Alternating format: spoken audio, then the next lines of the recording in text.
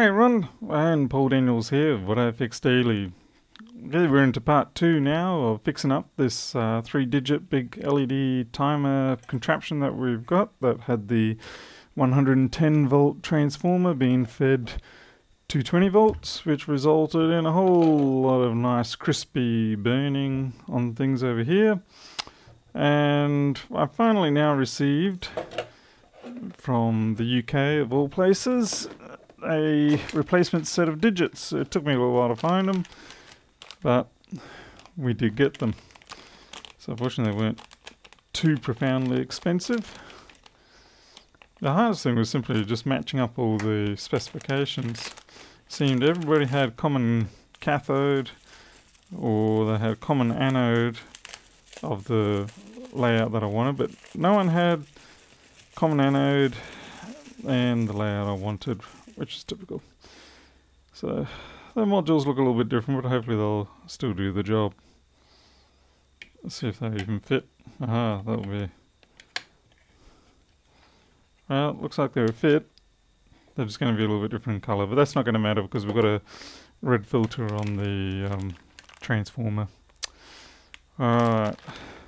Well, I guess what we'll do is we'll change one digit, this one here, and we'll see if that works properly, and if it does then we'll go ahead and change the rest, and if it doesn't then I do have replacement. Oh, that's a bit squeaky.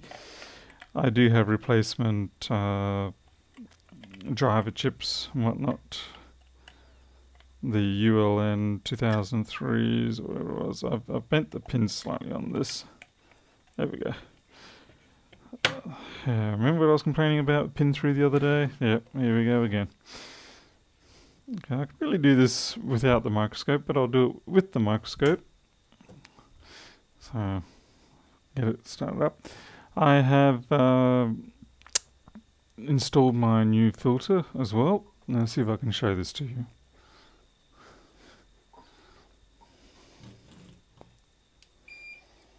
Here's the new filter. Can't even get up there. Ah, crikey. I can't even show you all the way up. How can I do this? Can I? Let's see, I'm going to mess up everything here. So this is my new filter. It's the, well, knowing I've had the 8-inch impeller system, and now I've got the 24-inch long carbon canister. That's it there. There's still some improvements I want to make. This is the filter retention box. I'm not going to be able to show you what's underneath, but I'm going to put a laminar flow ramp in there. That should help improve things. Oops. Alright, let's do this under the microscope. Make sure we've got our dot to the bottom. Turn on the filter.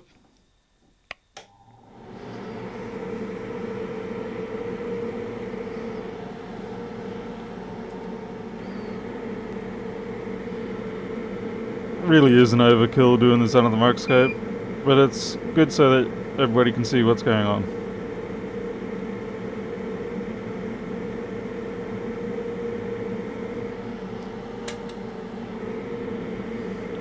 As you could probably see from the smoke trail, there's absolutely no dramas with this air filter. It is really taking those fumes away. The only reason I'm thinking of putting a ramp under it is just purely for my own personal satisfaction of getting the most airflow I can out of it.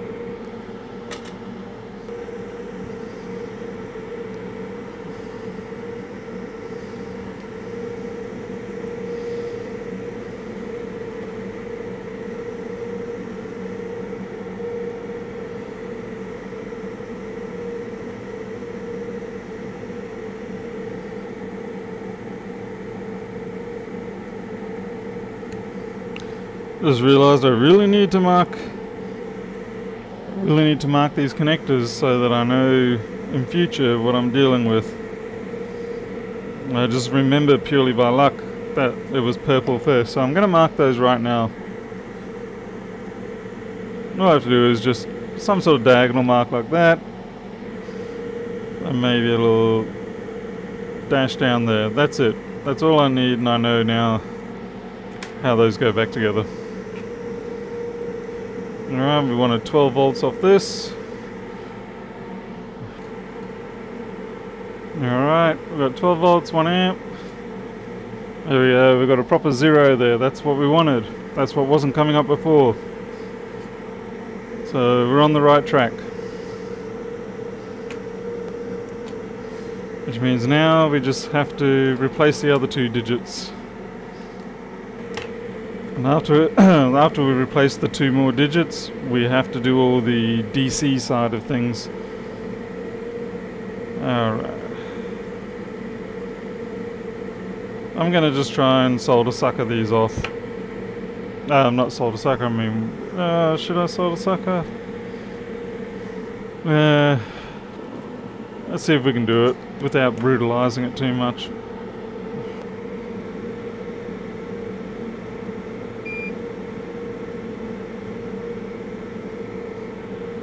Just to give me something to draw up into the solder sucker.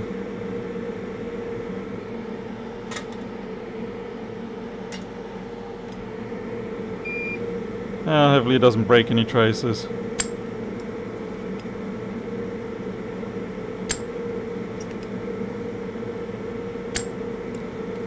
Well, it does work, but it's, like I said, it's not something I'd ever want to use on lightweight boards. Goodness knows what it's actually doing to my poor tip.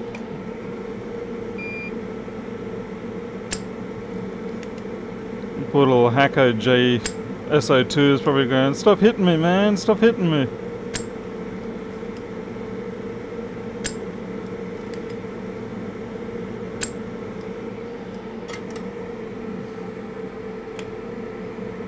Alright, that's one module out.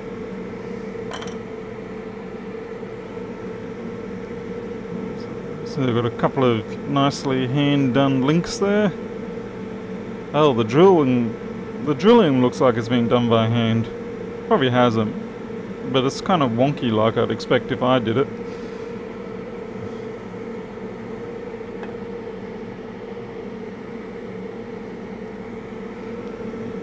Alright, let's do the same with this one.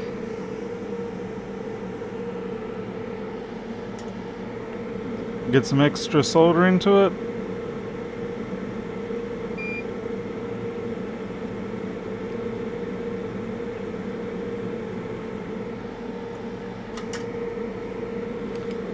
And get sucking. Aha, I tried to do 2 at once then, that just didn't work. And now my solder sucker is starting to choke up there.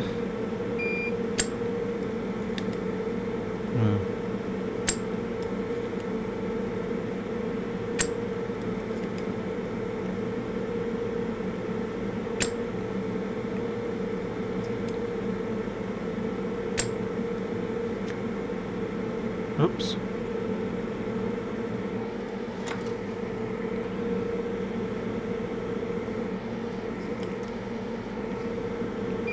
Can you imagine trying to do a 40-pin chip with this? No real fun.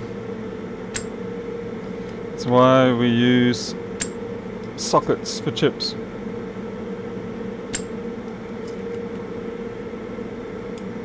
I actually bought sockets for the Darlington drivers in the event that we do have a chip problem. Alright, next one's free. Yep, another joy. Bent frickin' pins.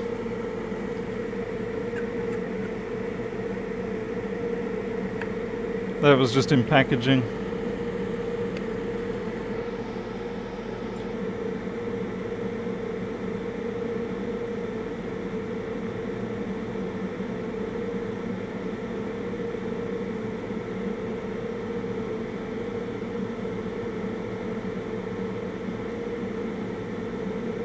Given how old this is, or at least the board, I wonder if it was done using leaded solder. It doesn't quite look like it, but there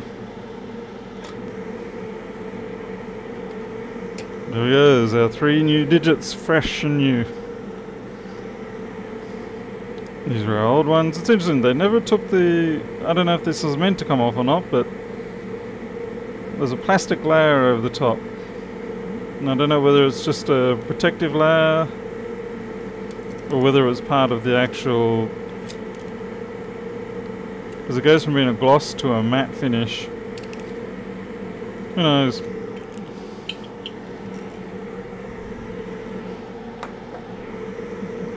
Let's get this plugged in again. At least this time we've got our orientation right, without having to think twice.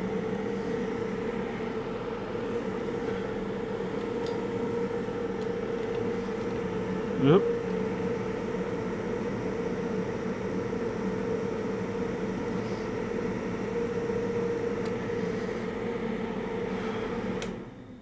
Okay, volume off. Oh, fantastic. Bask in that glow. Glorious glow. The best thing is it's not running at some crazy... the decimal points I'm going to have to still fix up, come to think of it. I have to find the resistor on here that's for the decimal point and change that to about a 330 or a 390, something like that. We're drawing 85 milliamp on this, so that's a pretty good balance. Okay, let's see if we can do anything with it. I don't know if it actually works. Let's see. Up, no. What's this? L1, L2. I don't know. Let's try start. Looking good. Alright, stop.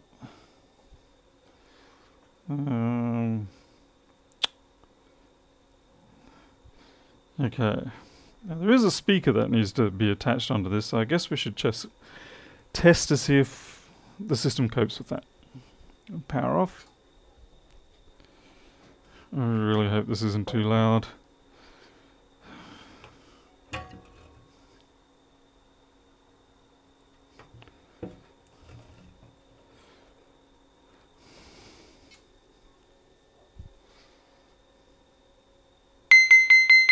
Oh my god, that's loud. Okay.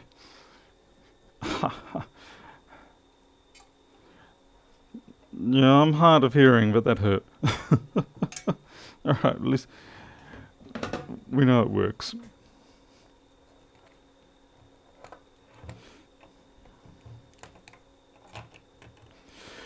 Okay, so that's the control side of things working, and the speaker obviously, as we've just found out according to our ears. Now what we've got to do is set up the DC power side, since we're changing it from the 110 volt shock risk overpowering problem.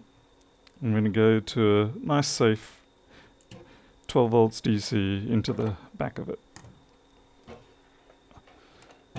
So I guess we're just going to remove the transformer. I'm going to stick this under here. Let's see, what do we got? Okay, this will be good to go into the bin. A couple of Phillips head on that side.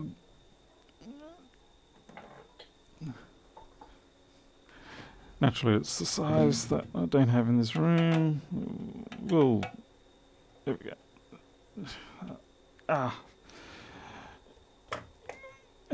Guess who does not have the strength of fingertips to hold the nut?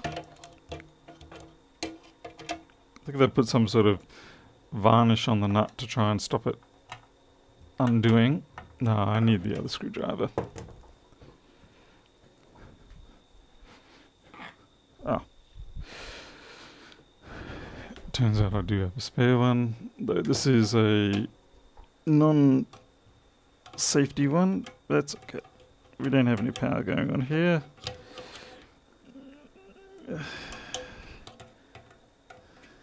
Right, let's try again. There, a bit better.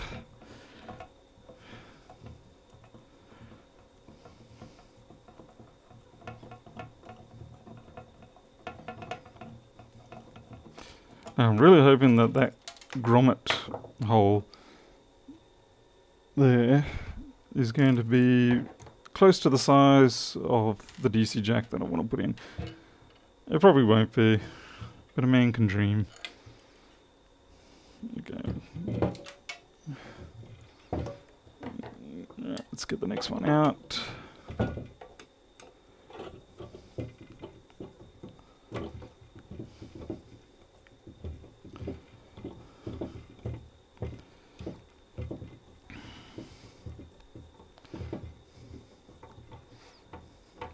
These days you would probably not design something like this with a built-in mains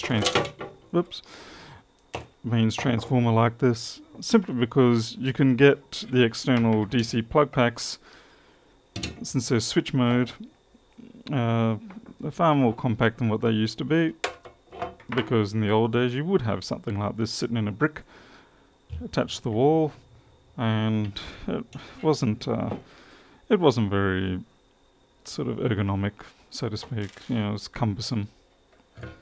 Alright, now we've got to get that retainer out. So I should push that sucker out.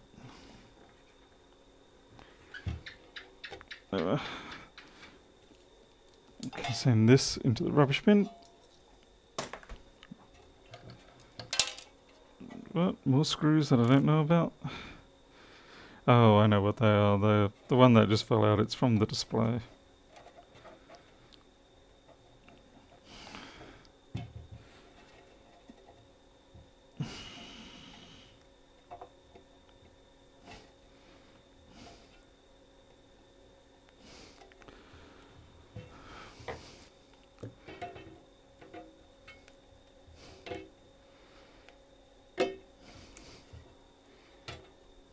There we go, that's out.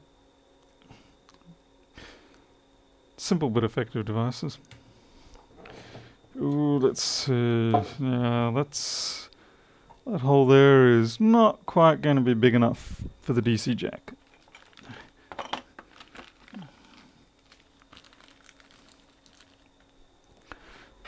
Or is it? I have a feeling not. Whew, so close. So close. I could probably ream that out. The question is, do I have my reamer? Time to go for a hunt. Well, I've been blessed. I managed to find my stepped reamer. So, these are great tools. Normally I prefer to use these with a bench drill, but I don't have one here at the moment. The closest one I've got is about 50 meters away at the wrong end of the property in a shed that probably has now been taken over by mice and snakes. Yeah, that should do it. First one, lucky. So essentially the stepped reamer is really useful because with a normal drill bit, yeah, you can plunge straight through a bit too easy. Whereas with these, it sort of lets you cut through at one particular diameter, and then it sort of gives you a few seconds to sort of go, okay, no more, and retract back out. And then, I don't know if it comes up here, but oh yeah, there we go. There's all the dimensions there. So I think we want a 12 or 13, probably a 13, be a half-inch type drill. So I'm going to have to do this a little bit shoddy. Put this into my little Makita. Now I'll do it from the front, because if I do it from above, it's probably going to... I really should put glasses on for this. The last thing I need is a piece of swath going in my eyes. You most definitely do not want swath going in your eye. This is burning hot and ultra sharp. So it cuts and cauterizes, probably cauterizes straight into your eyeball. And that's going the wrong direction.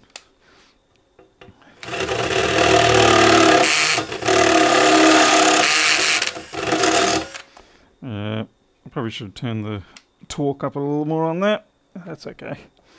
That's really nasty. But let's see if it did the job.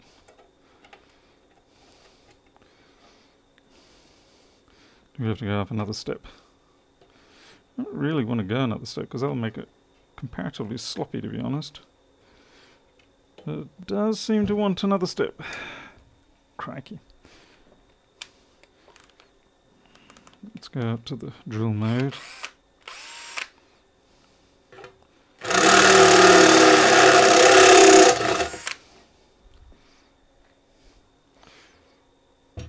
That is seriously reamed. No trouble at all fitting that now.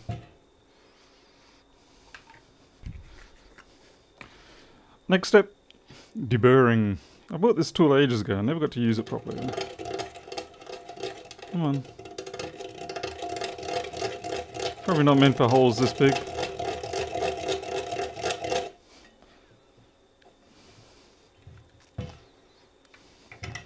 Probably not even using it right. I just realised, god damn it, they need to make left-handed versions of this. Much better. That's why I was jumping, because I wasn't thinking. Another problem of being left-handed. Anyway, that's fixed up. A magnet probably would be good to clean this up.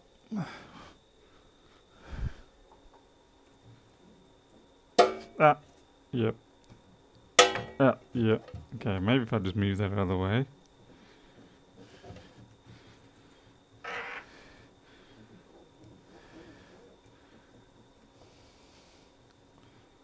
I think a lot of these also might be flecks of paint. Getting it out of in here, that's going to be tricky. Very tricky. Might just...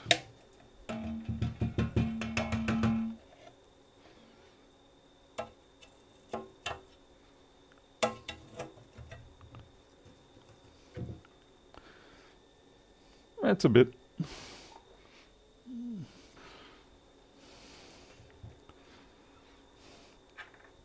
Alright, so we got our DC jack. And we have our little cable. So ideally we just want to connect those up. What I do want to check though is that the cable will reach. So this is our board. We can now safely return that to its promised location. Put the faceplate in. Where's that screw that we had?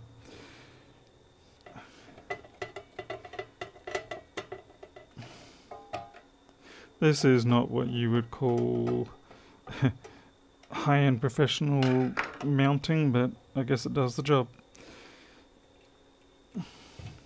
Now, we've got to check our distances here. I'm having a real trouble showing up the light here, so I might have to... I know, we'll put a paper towel down in there.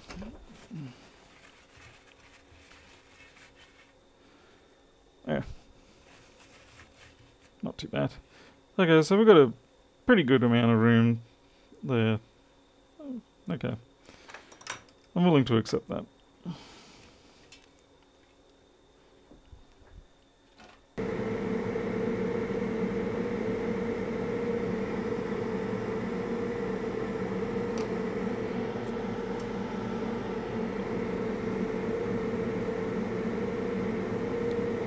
Beep.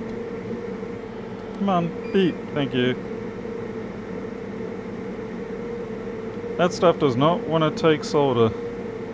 Okay, that one's not bad. Okay.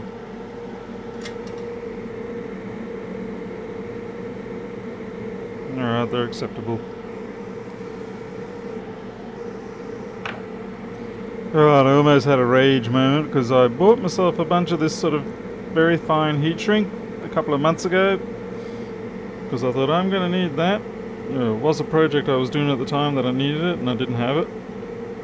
Then I just could not find it just then.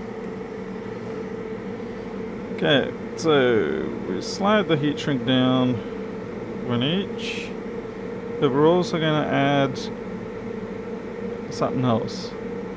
So there, just take them down, they don't need to be up high. we're going to have an extra large piece that goes over all of that.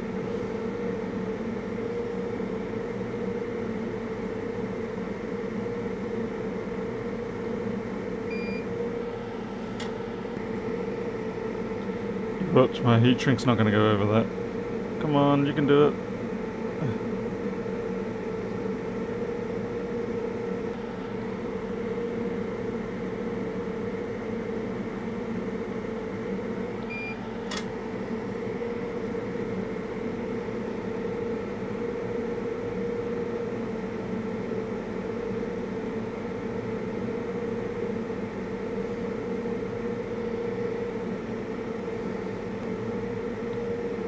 This is a massive overkill, but why not?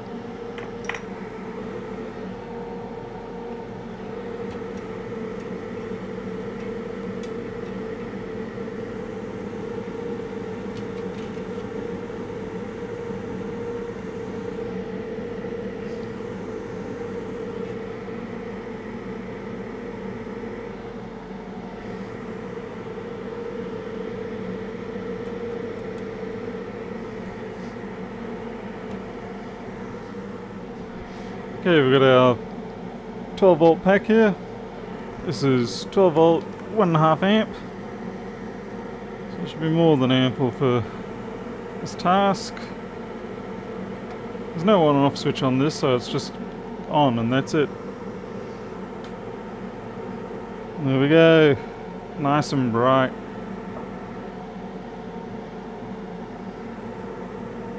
Let's see.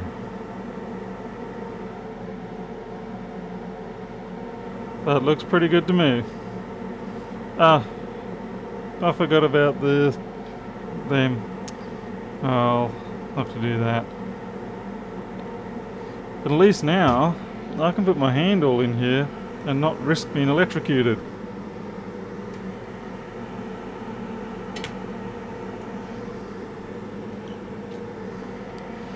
Alright, we better find out which one is the one that's 390. That we need to make 390 rather.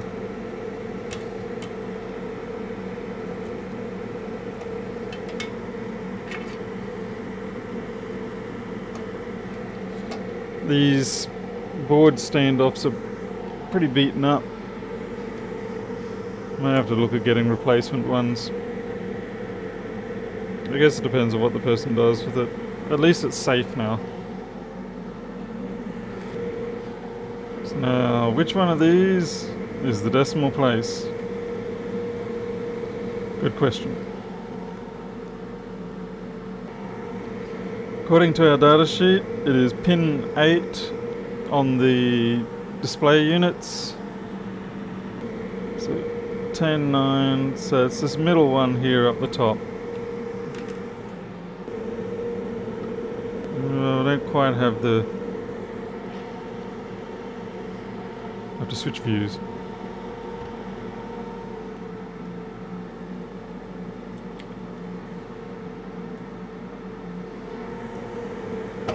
Alright, so it's this middle one here. We just take it from here, and that is Mr. Green. According to what you cannot clearly see there. Let me get my pointy, stab myself there. So middle one comes down, and yeah, that's the green one. Alright. On this, green is the third one. So it's this pin here, that's the decimal point, so we've just got to work out which one of these, which we'll probably just flip it over and have a look. 1, 2, 3, that's the third one across, so this resistor here, R3, that's the one we need to make 300 and something. Ah, bad news, I don't have any 390s, but I do have a 150 here. And yeah, that doesn't really look like 150, but it is like brown, green, 00, so it's 150. So what we're going to do is we're going to actually put it in series with the 220, and that will give us 370, which is going to be good enough.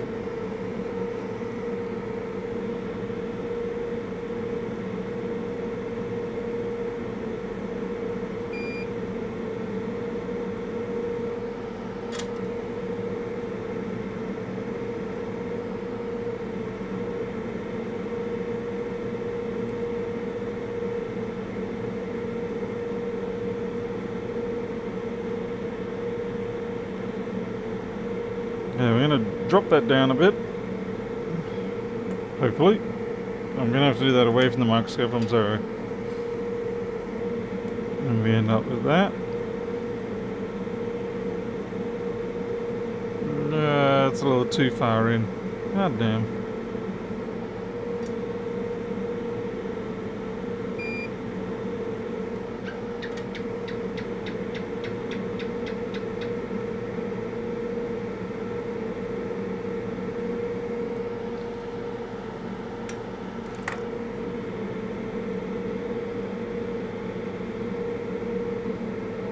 Let's try clip it around about there. And let's try not leave legs lying around. Let's drop our 150 in.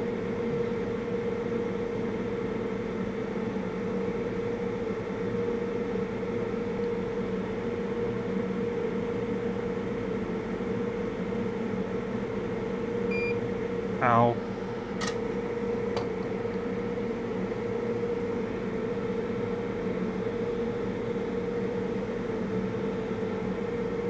We've got a bit of a space constraint issue here, but if we do that, we probably can get away with it.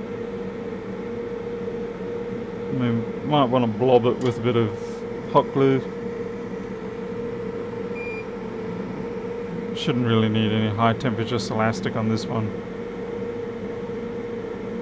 There we go.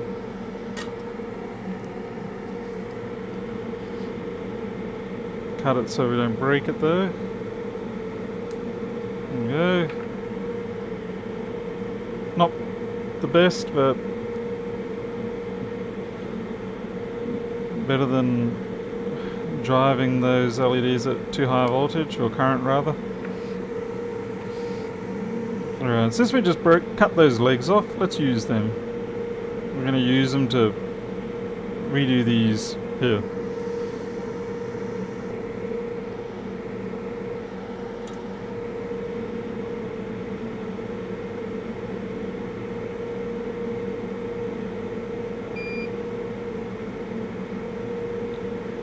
And it's hard holding.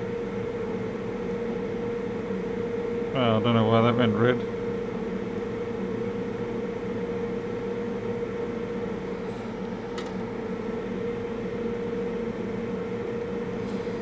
As I was trying to say, it is hard holding such a big piece of wire with tweezers that are meant for tiny little parts.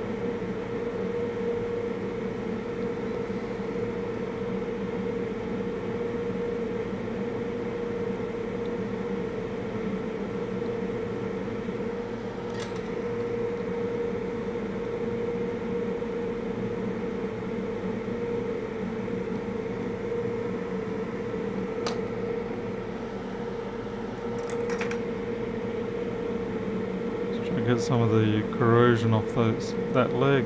Seems like it's resisting.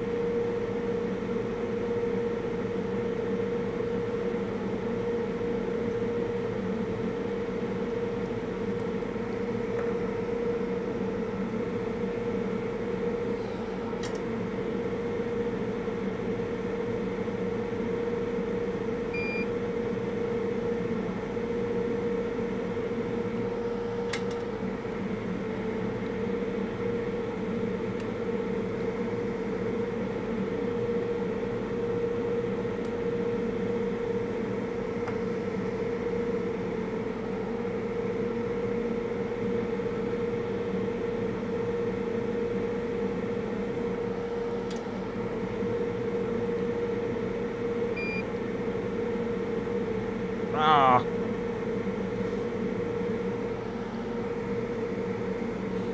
Hurts, but it's easier than using the tweezers.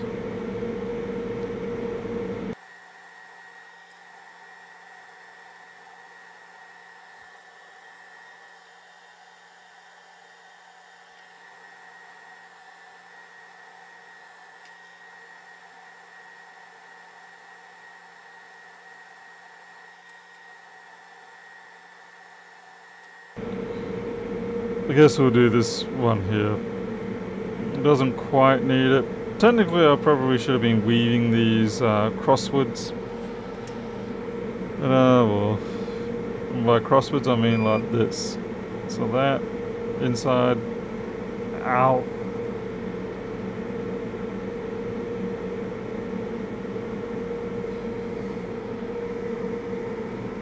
I guess these pliers can actually work as my effective tweezers.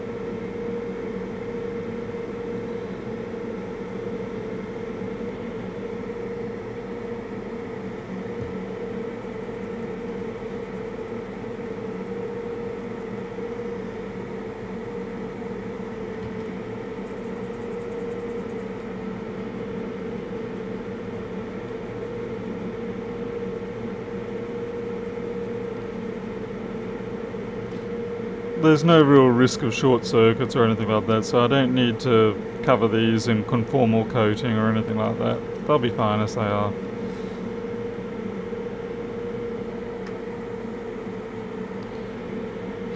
Oops.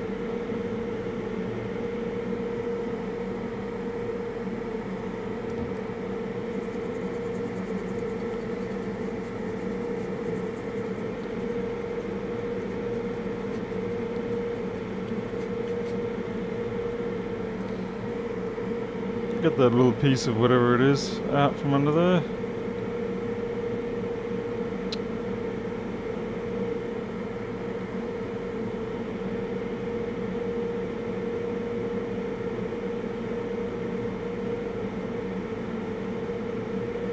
It does not want to be picked up.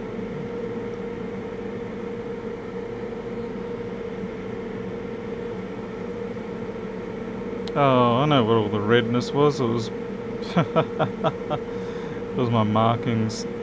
Good reason to use a pen that isn't. And I'll just push through a resistor. There, you. Alright, I might have to put hot glue on the back here. Give them a bit of stability. Not because of electrical reasons, but for physical reasons. I was wondering why the redness was coming through on the alcohol and the flux, and that's why. Okay, let's get some hot glue.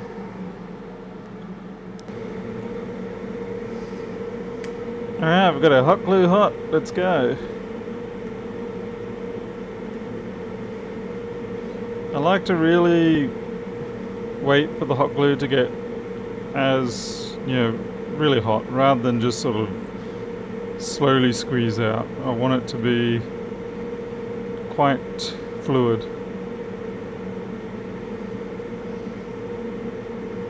Now this is going to be a pain in the butt then for anyone else who's going to come along and try and work on this, but I think we kind of need to have to preserve the integrity of those traces. That's pretty messy.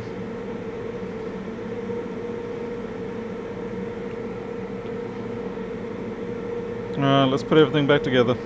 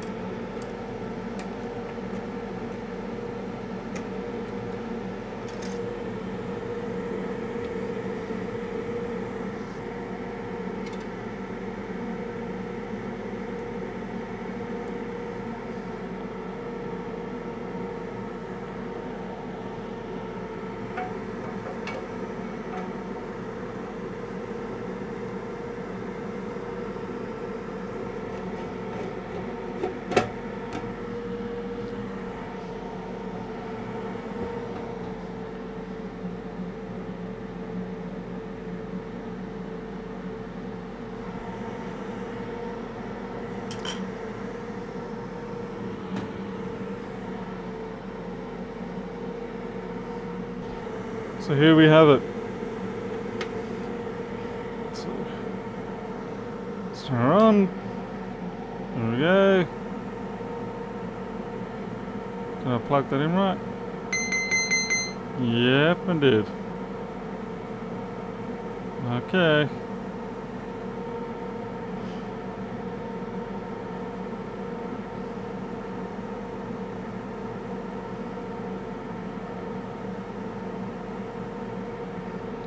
Looking good.